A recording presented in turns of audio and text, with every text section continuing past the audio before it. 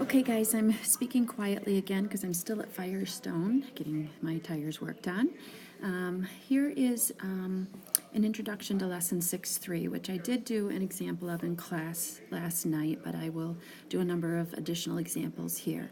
With regards to completing the square, where we need to learn how to solve quadratic equations by completing the square.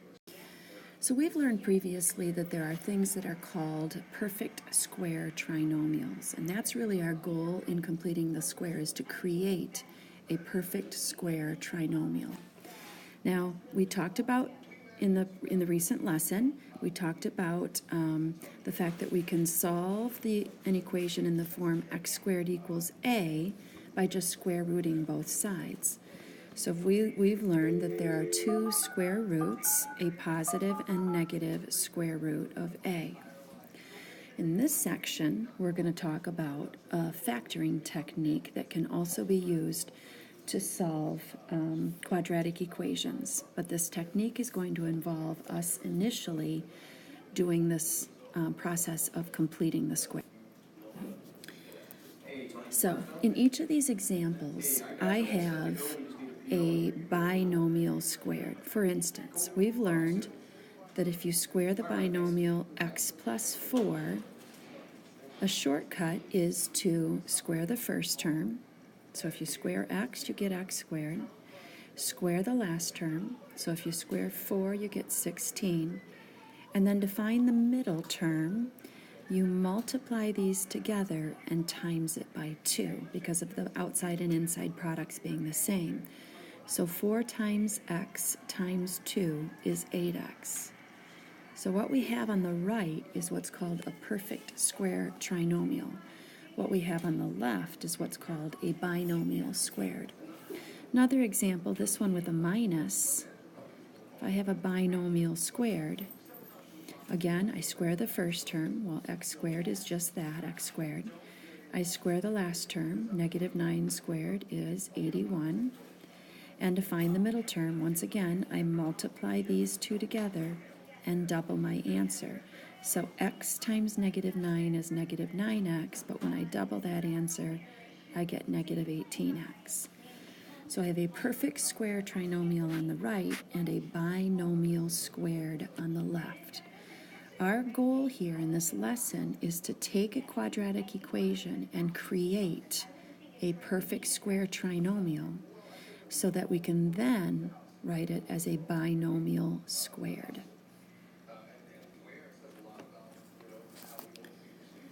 So there's a little trick to doing this.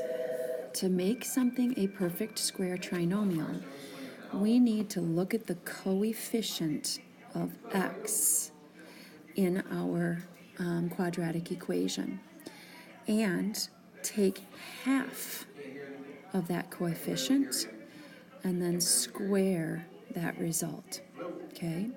So let's say, for instance, that we have the quadratic expression x squared plus 10x.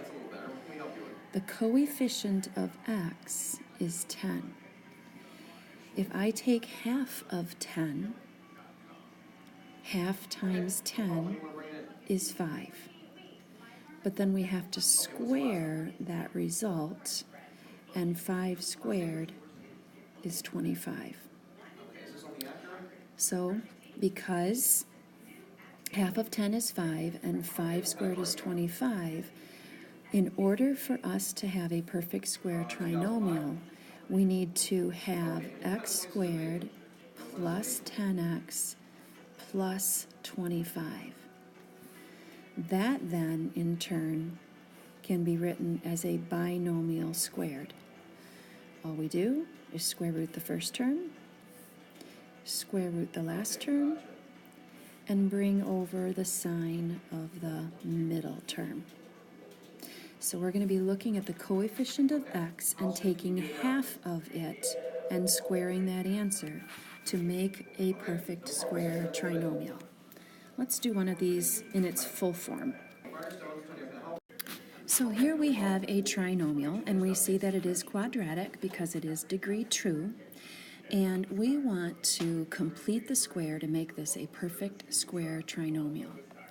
So step one, what we always want to do is take this constant term, the thing that does not have an x or x squared with it, and move it to the other side of the equal sign. Well, that, of course, would involve us adding 2 to both sides of the equation.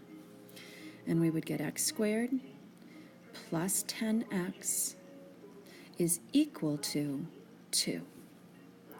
Now, we want to complete the square. So step one was to move the constant over to the other side of the equal sign, away from the x and x squared.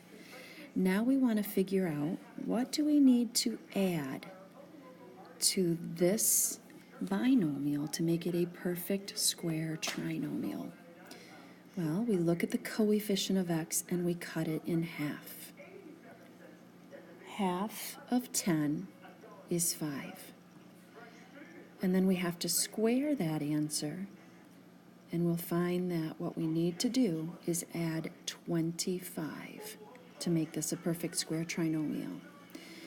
That means, to keep the equation in balance, we need to add 25 to the other side as well. Now, what we have at the current time then is x squared plus 10x plus 25 is equal to 27. So now on the left, we have a perfect square trinomial, which we're going to be able to write as a binomial squared. Once again, we just take the square root of the first term, take the square root of the last term, and bring down the sign of the middle term. So what we have at this time is x plus 5, quantity squared, is equal to 27. We know to get rid of squaring by square rooting. So we square root both sides, and we remember that there are 2 square roots of every positive number. So we now have x plus 5 is equal to the square root, both positive and negative, of 27. So let's simplify that radical. We need to find a perfect square, like 2 squared, 3 squared, 4 squared, and so on, that divides evenly into 27. Well, that's clearly 9. And 9 times 3 is 27. But the square root of 9 is 3, so the square root of 27, when simplified, is positive and negative 3 square root 3. Finally, to get x alone, we of course have to subtract 5 from both sides.